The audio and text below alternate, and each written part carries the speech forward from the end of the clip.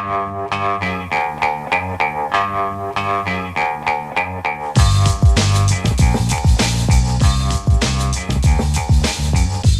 Lehrer on WNYC, and to end the show today, we ask, does the concept of New Year's resolutions need an overhaul that requires a more thoughtful approach instead of grand one-time goals, making a list? That's what author Suleika Jaouad proposes in her recently published Substack piece titled Against Resolution. She writes that resolutions are outcome-driven and binary. Success or failure, repair or ruin, they rely on force and control to produce change, unquote. Now, those are hardly the conditions under which we tend to become better versions of ourselves, she argues. Instead, she turns to rituals, daily, sometimes short-term practices that don't overhaul who she is as a person or attempt to, but instead make day-to-day life and work a whole lot more enjoyable. Suleika Jaouad is the author of a best-selling memoir and most recently, The Book of Alchemy, a creative practice for an inspired life. And she joins us now. Suleika, welcome to WNYC. So glad you're on with us. Thanks so much for having me on. And listeners, does this resonate with you? Tell us a story. Looking back, were your successful New Year's resolutions, if you had any, actually rituals? Perhaps instead of setting the broad goal of maybe losing weight, you decided to find a gentle workout class that you enjoy enough to actually attend regularly, or pick any other example.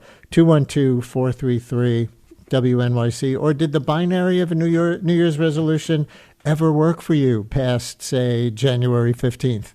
212-433-9692.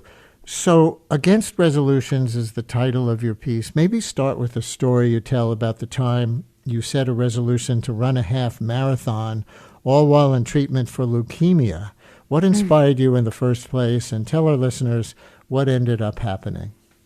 So, like a lot of people, I used to make very ambitious resolutions for myself that ran the gamut from, working out a couple of times a week, to learning to meditate, to pie in the sky ambitious work goals. And when I was 24, I was recovering from a bone marrow transplant. And I remember coming across a story in a magazine about a cancer survivor and former pro athlete and reality TV star who, between his first and second transplant, had run the New York City Marathon.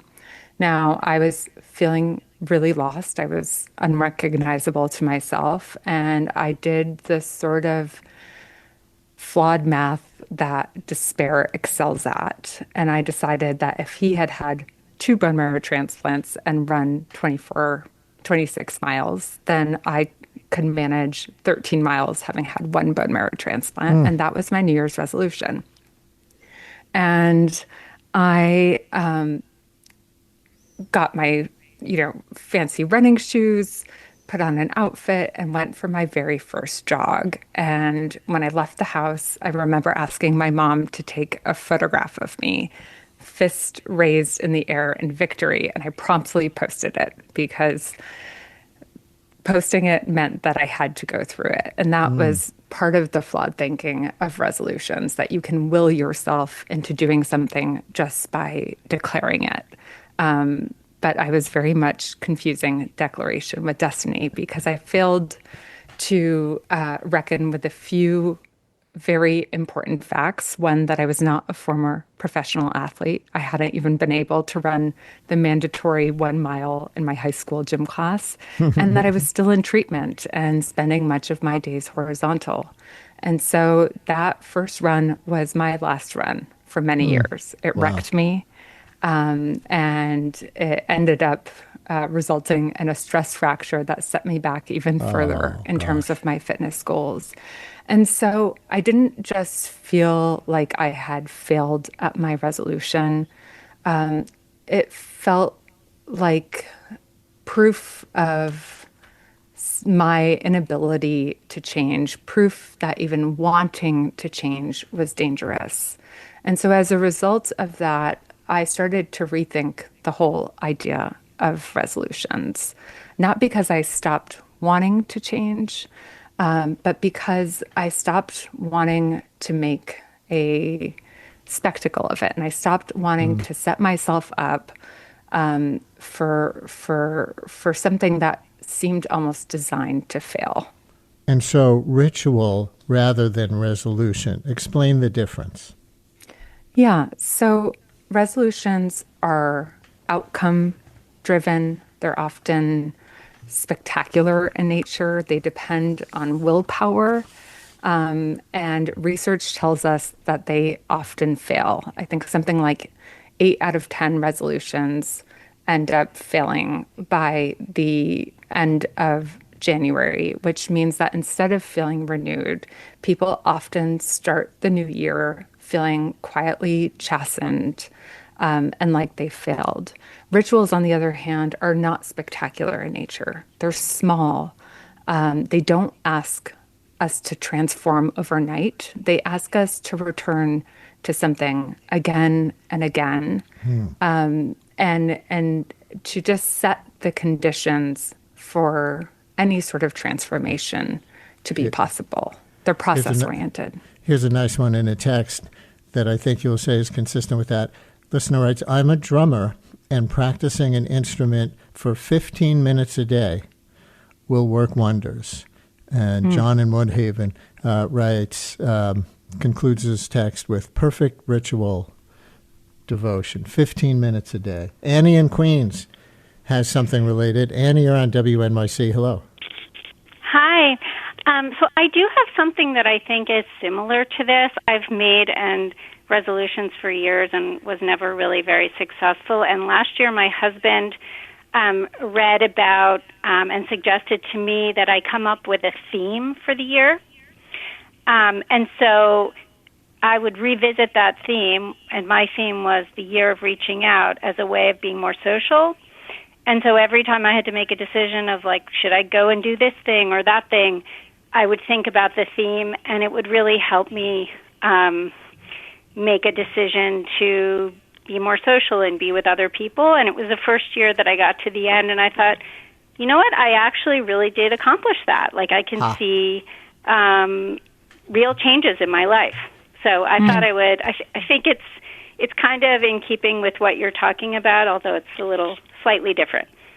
I love that so much because, a resolution would be, I am going to reach out to someone every single week for the rest of the year, which may or may not happen depending on the conditions of life, depending on illness or some unexpected plot twist in your life. And a theme, which is very much in line with the ritual, has less to do with output and more with getting ourselves in the proper frame of mind. And as you said, when you create an overarching ritual or a theme that absorbs inconsistency, that absorbs the reality of everyday life, then it does make us want to do it because you haven't missed that phone call for the week. It's just a general direction that you're setting for yourself that is so much easier to meet and invites you to come back to it again and again.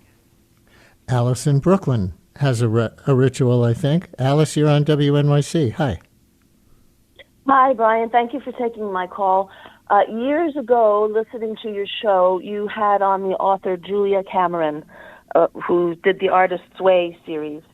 And that particular show, she was talking about writing morning pages as a form of prayer.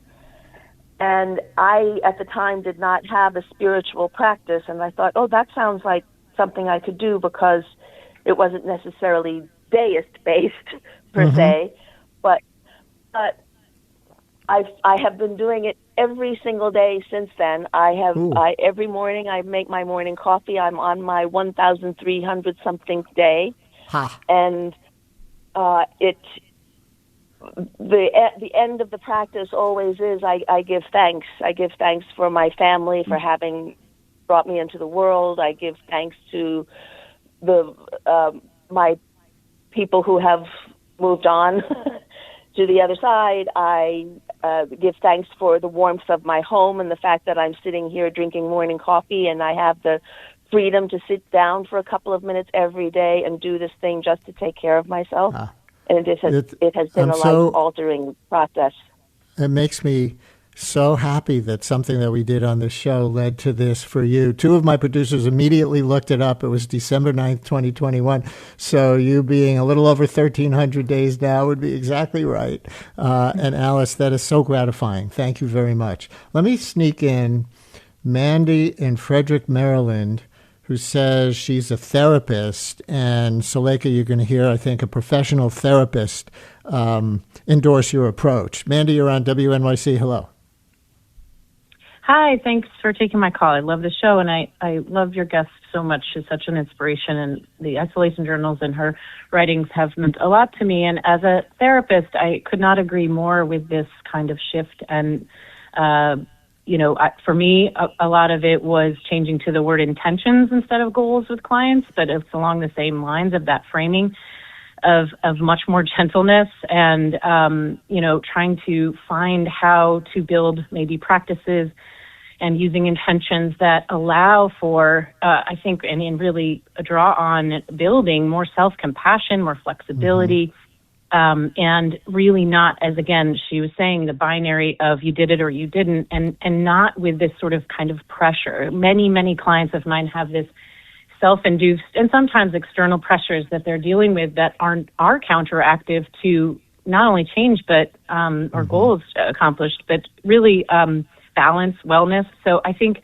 finding that way to, as she said, rituals, for me, intentions or those similar words has been so effective with clients over the years in bringing about something much more healthy and whole. I'm so glad you stated that out loud and articulated it here. Thank you. In our last minute, Suleika, I want to go back to the Morning Pages caller and use it as a hook to let you do a blurb for your new book, The Book of Alchemy, A Creative Practice for an Inspired Life, because it's kind of a guide to the art of journaling, which is kind of what that caller was talking about, right?